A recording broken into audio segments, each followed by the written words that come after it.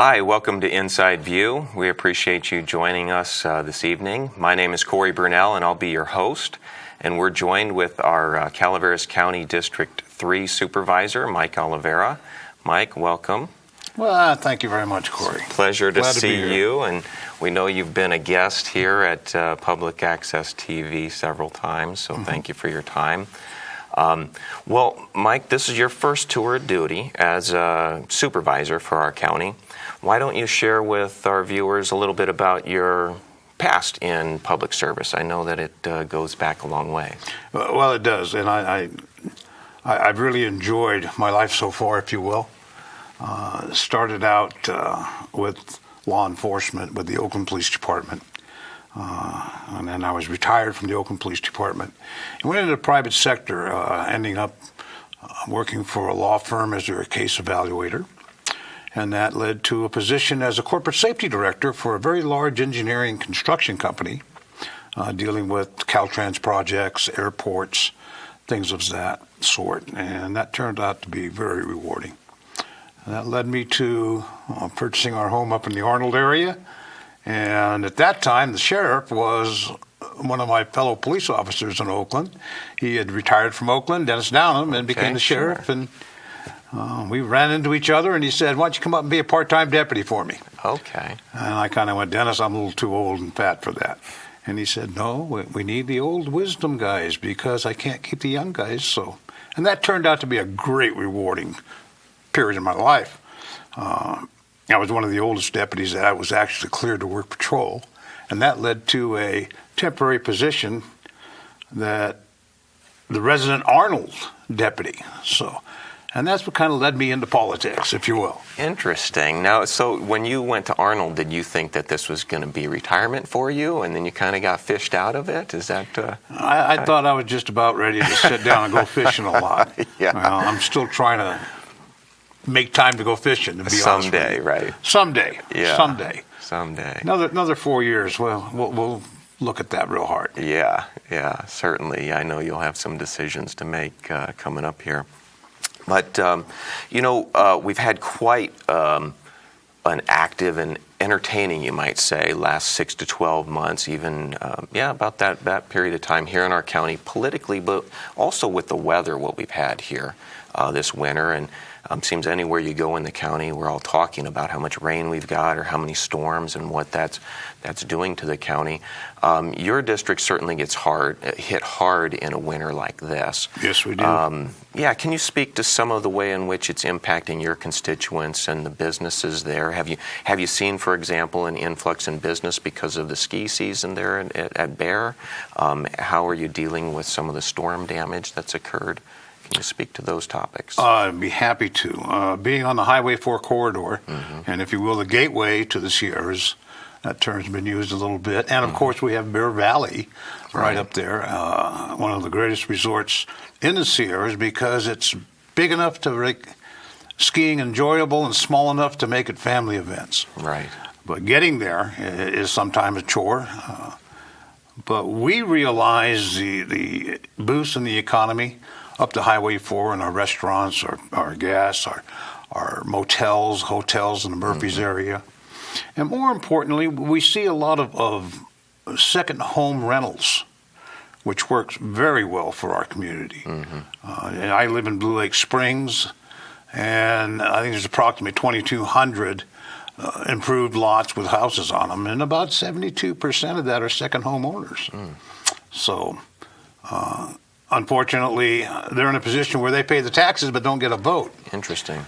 Over the last 3 years, we've been able, through, of course, Public Access TV, with our live broadcasts now of our Board of Supervisors meetings, that the folks in the Bay Area or Sacramento or even as far away as Wisconsin who own homes here, second homes, now are taking an active part, and I'm getting contact from those folks. Very interesting. So, and that's rewarding. That really is, because not only are we able to represent our local constituents, but the folks that, when they retire, if you will. Right. Very well might be they're seeing locals. Moving up in this area. So I'm pretty happy with that. There's more we can do, but I like the way it's going and the direction it's going. Now, on some of the difficult weather we've had, how much strain has that put on our county staff and the Board of Supervisors to go ahead and respond to some of the storm damage that we're seeing across the county? And then I imagine you're interacting with state agencies quite a bit. Yes, we are, Cory. Just in Calaveras County, in the January storm event, was one of our major ones. From that period of, I think, around the 13th of January to the middle of February, the county is seeing, and it's still tallying, about $5.7 million of storm damage. That's to our roads, our culverts, things of that sort. The county can't afford to actually make those repairs. What we have done, and through Jeff Krovis, our Public Works Director, was a fantastic job. He has applied for several grants, if you will, and also solicited financial help from FEMA and the Office of OES. There is one particular thing, and we probably want to talk about that when you bring it up, is the Blagan Road issue, and I'll go into detail when we get there. Sure. But we are making repairs now. Unfortunately, when you get government money involved, you make the repairs and get reimbursed. And it's a percentage, basically 75% on the FEMA side, and then the remaining 25% will be 75% funded by OES. So the county is still on the hook for about 6.25%. Having said that, after $5.7 million, doing the math in my head, our total road budget is about $700,000 a year for repairs. That's it. Yeah. We went through that a long time ago. But we're still able to make those repairs. We're still able to open up what we can. It's a constant task and a constant battle, and we're soliciting help from every agency we possibly can. Now, I imagine each one of these topics that we deal with storm damage repair, is whether it's roads or something like down trees or power lines, there are multiple parties involved with responsibility, right? So if we look at, say, the Butte fire, for example, now you mentioned FEMA, and we're saying, FEMA comes in here to help with some of these winter storm repairs. They've been here for a long time on the Butte fire, for example. So where are we at on that, since we're kind of in that genre in the discussion here? Where are we at kind of with the Butte fire and then government monies being spent there, its impact on the county budget, and if you can give us kind of any runway on things that are happening there. I'll try. First, we have to look at this as two different entities, two different events. The Butte fire has its significant problems, which we're going to be dealing with that for 5 years. FEMA has participated in that. OES has. And there's designated programs that have to be performed towards their standards, because that's the purse strings. If you're going to pay the bill, you're going to tell them how to get things done. And that's been a challenge for us. Fortunately, there's been peaks and valleys, and we're on the right track, we're on the right road, and we're starting to see some of that work develop and some of those reimbursements coming back to us. But that was a challenge in the last 2 years. Those types of things move very slowly when you've got to come in compliance with particular programs, I can certainly understand it's that. It's a strain not only on the Public Works Department, if you will, but on every department in the county. Accounting, our auditor's office, our assessor's office is involved in that. Of course, our administration is involved in that, and our supervisors are deeply involved in that. Well, when you get an event like that staff has never been through before, all of a sudden they're probably dealing with agencies and paperwork that they've never seen before. That's correct. Yeah, so it's kind of a little bit of a learn as you go. Everybody has to learn the same thing, and everybody has to look at each other and their performance and where we can help each other, and we're going to make some mistakes. Sure, certainly. But if we learn by them, we're ready for the next one. Now, you mentioned the Blagan Road damage there, and obviously this is very important to your constituents in District 3. So it is. Can you kind of bring them up to speed on what you know of it and where we're at now? Okay, now this is a result of the January event, which started, I believe, on the 13th to the 18th. We had a tremendous amount of water on our runoff areas. Had some snow issues. We have a great snowpack this year, something we haven't seen in 5 years. And that all adds to everything that we're going to be talking about. And Blagan Road is a one-way paved county road that leads to White Pines, which is off of Highway 4, but it's not considered Arnold. And I have to say that because folks in White Pines are very, very proud of being White Pines. And there is a culvert that runs through there. I think it was a 54-inch or 48-inch culvert, pretty substantial size, and it wiped out, took out the road. To compound that problem, we had CCWD installing new supply water lines in there. They originally, when we found out that we have a problem there, and that one thing I really enjoy is being notified by Public Works and by our Sheriff's Department. If something happens in our districts as a supervisor, we're usually appraised of it. I was out there the night that happened and took a look and did an assessment with CCWD personnel. And I could tell this is going to be a major event. Unfortunately, that Blagan Road leads to White Pines Lake and White Pines Park, which is used tremendously during the summer and fall months of the year. Used by our folks that, remember we talked about those part-time owners that pay the taxes and don't get a vote? Very, very important to them. Of course, I was getting the phone calls and getting the emails about that. More importantly, we have the Moose Lodge down there, which is kind of a center point for society, if you will, or social events. Sure. They do a great job with the community events in Arnold, and they were completely shut off. There was no way you could get to the Moose Lodge because the bridge was out. That's included in the storm dam. Remember we talked about that 5.7? Yeah. Well, we were looking for a place or looking for a method to get access to the Moose Lodge and White Pines Lake. Well, it's not quite that easy because when the storm washed out it's washed out what's called embankments or abutments. That's where you put the ends of the bridge, if you will. So now we have to wait until the damage our most damage is realized. Then we have to come in and engineer structurally. We need to make sure that those abutments are strong enough to support a bridge. Now, granted, we don't have a lot of heavy vehicles come over there, but we do have our fire and rescue people, and that was the key. That was the key there. FEMA was really not entertaining the idea of spending $150,000 for a bridge to take care of a recreational area and the Moose Lodge. We were able, through Jeff Provis, through Mike Johnson, Chief Johnson of Ebbets Pass Fire, and making a presentation to the Board of Supervisors, which was forwarded to Office of OES, Emergency Services, Office of Emergency Services statewide, and to FEMA, because that's the route you have to take. Sure. Their presentation and the information they brought convinced FEMA to say, okay, you have an issue. Because we couldn't get fire rigs. If we had a forest fire up there, or if we have rescues at the lake, which we have every year, sure, we've got to get our units in there. We've got to get our medical, our paramedics in there, our fire rigs, and those rigs are 80,000 plus. So we had to find a bridge that would handle that weight. Jeff found one. It's actually manufactured in England. No kidding. Yeah. It's not London Bridge, is it? No. It'd be more than $150,000.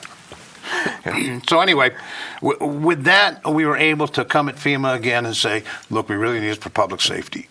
They said, that we can consider. So right now, what we're waiting for is a final approval from FEMA to go ahead and fund the $150,000 it's going to take to put that bridge in there. The bridge costs $75,000, but there's another $75,000 in engineering and construction to beef up those embankments, and that's a temporary fix. But it's not a rental on the bridge; it's a purchase of the bridge, and that way we can take that bridge and use it for other events in the county. That's why it's so important that we stay in contact with FEMA. I would love to say that we got that authorization to go ahead and purchase that bridge. We've got everything set up. We've got our engineers in place. We've got our construction companies in place. They're taking a look at what they have to do. We just don't have the funding source from FEMA yet. And I would say we're probably that close. We had to submit a couple more documents at their request here last week. And we're in contact with them constantly, daily. Jeff Probus is with Office of Emergency Services, waiting for the go-ahead to go ahead and purchase that bridge and put it in place.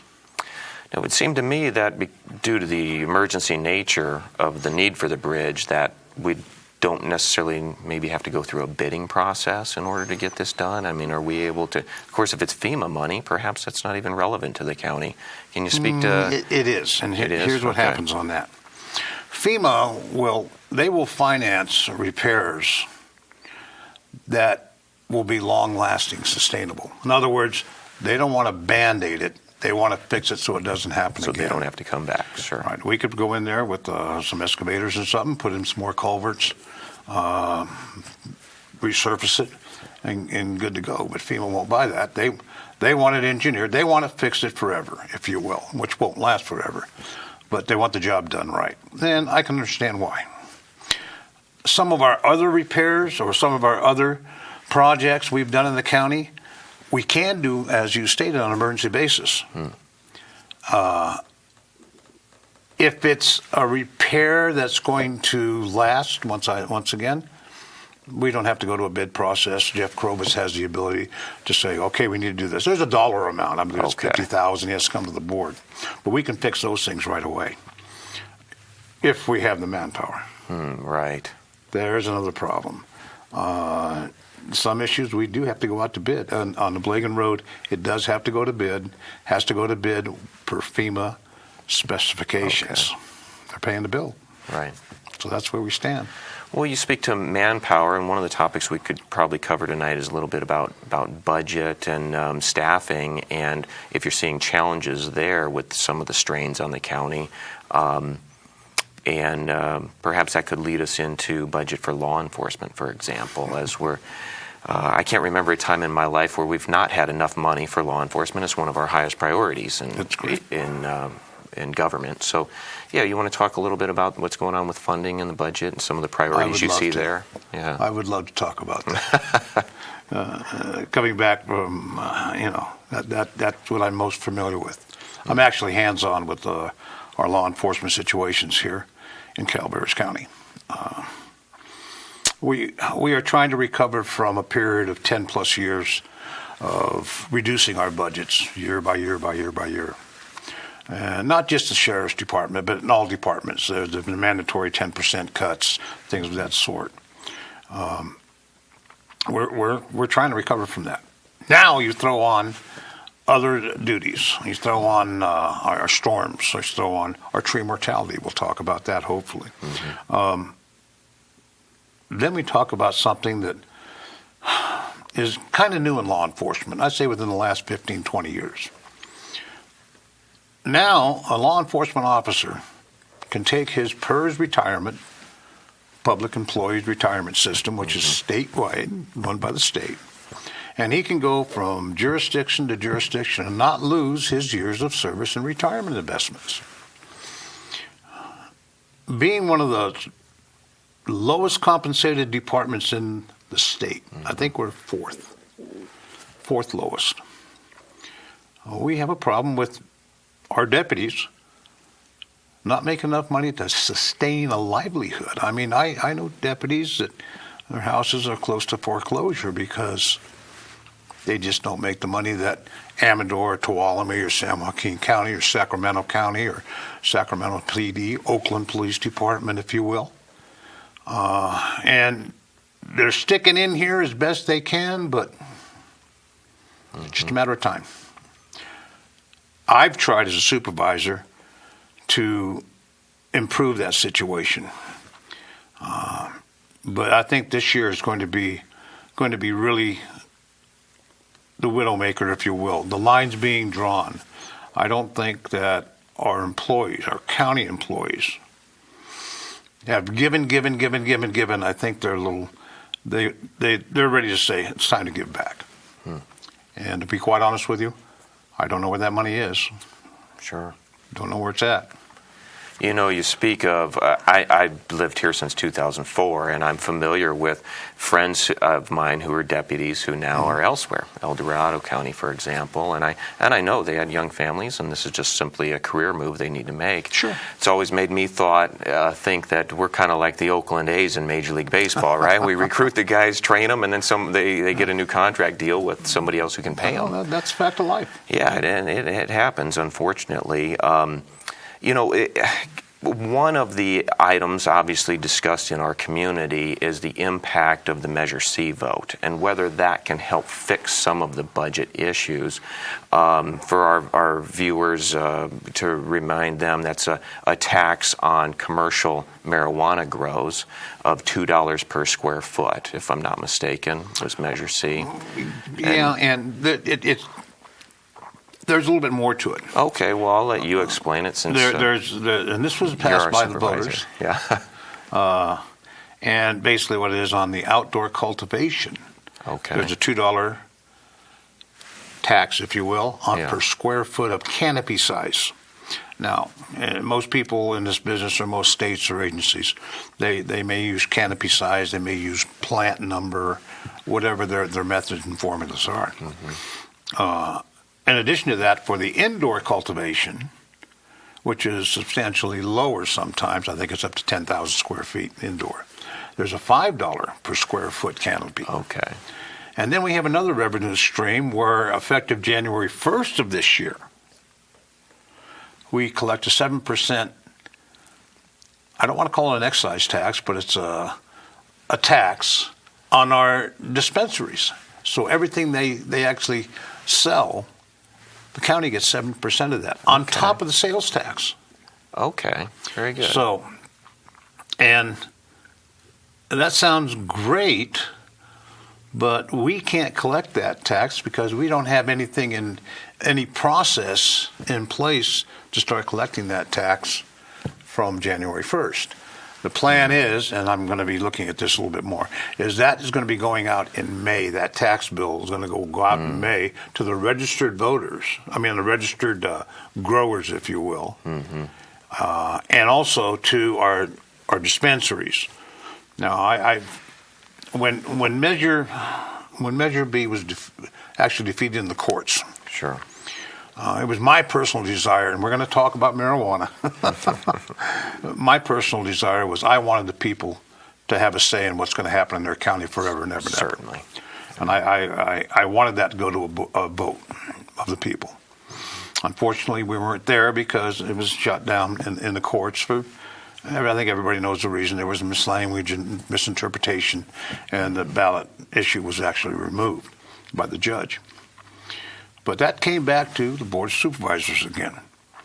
Having been on the prior board and seeing what happened with the urgency ordinance, and personally I saw holes from a law enforcement point of view and from a supervisor's point of view that wouldn't work.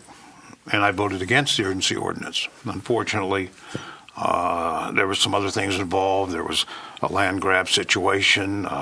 There was cultivation. There was we didn't expect to get 780 applications for commercial cultivation. Got a bit overwhelmed, yeah. And it overwhelmed every department in this county. And we're still not where we're supposed to be on that.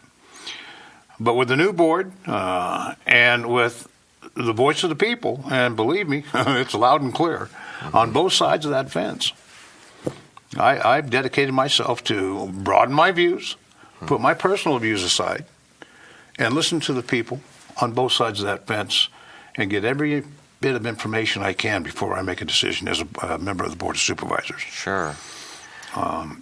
As I understand, the board needs to make a decision in June. Is that right? It's because projected. That's when the urgency ordinance would expire? No.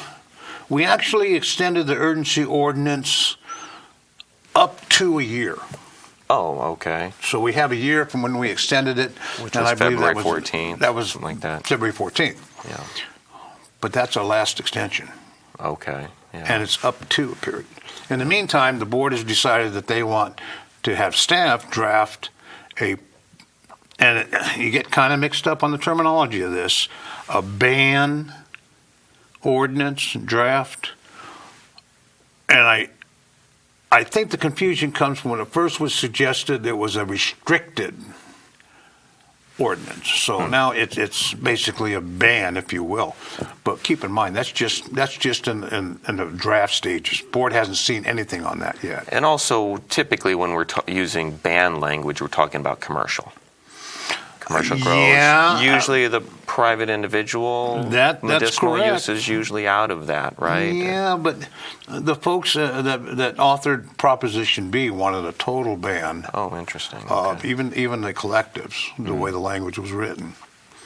Now we have state law with Prop 64. Yeah, so there could potentially be conflict there. There probably is. I know different counties and different supervisors that are actually talking about that now with their board of supervisors, how they're going to address the Prop 64 issue. A lot of moving parts. Yeah, interesting. You know, it seems to me that our county has an interesting opportunity to kind of view or witness the impact of Measure C and the tax revenue that perhaps it generates, and given what we might see over the next few months, perhaps voters will be able to make a very informed decision come the next opportunity to do so as to their pros and cons on the issue. Perhaps if the revenue fills some of those budget gaps that are needed in important departments like law enforcement. That's one concept. It's one concept. Like I stated, I'm taking my personal views and put them aside. Sure. I have to decide what's best for the county. Sure. And what's best for my district, but that includes all the people in this county. Yeah. Well, and there's other suggestions on the board, not on our board, but on the table, if you will, about how we're going to find these funds to, fund law enforcement, enforcement. How are we going to fund different things? But there's no quick answer to this. This is what we're scheduling a special meeting for, to discuss not necessarily the banned ordinance, but the way that we're going to try to collect information. I originally, most of our Board of Supervisors are holding town hall meetings, and I had a chance to take a look at that, and I felt that I don't know if town hall meetings are the very best way to have constructive criticism. Yeah. It's too emotional. I elected to go to individuals. I go to homeowner associations. I go to community organizations. I go to individuals. And I was quite surprised. The response was wonderful. Wonderful. Instead of monopolizing the time like I'm doing here with you, you have a chance to sit down for an hour or two and really have a great exchange of ideas. Yeah. And I think every Board of Supervisor needs to have that opportunity.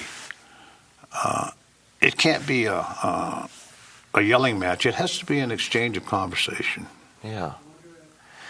Well, where we've had a lot of conversation as a community over the last few years has been on the general plan, and this is a topic that many supervisors have had to tackle. I mean, going back years and years. So this is something that everybody on today's board has inherited.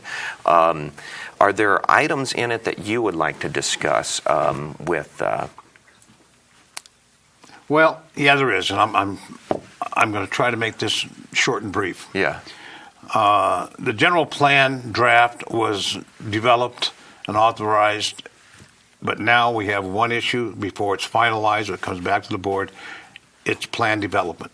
Okay. Plan development is not in every area, but there are certain areas that's actually stalled any type of growth. Okay. And I got to be honest, in my particular area, in District 3, it's a big, big issue. I think we have to eliminate plan development so we can grow. Well, I think we know one of the items that will be part of your platform in the next election. Then I'm sure you'll be discussing that more at length then. I will. Thank you, Mike, very much for joining us. Thank you, Cory. I appreciate taking the time. You bet. Again, Mike Oliveira, District 3 Supervisor for us here in Calaveras County, and I'm Cory Burnell hosting tonight. Thank you for joining us on Inside View. Thank you.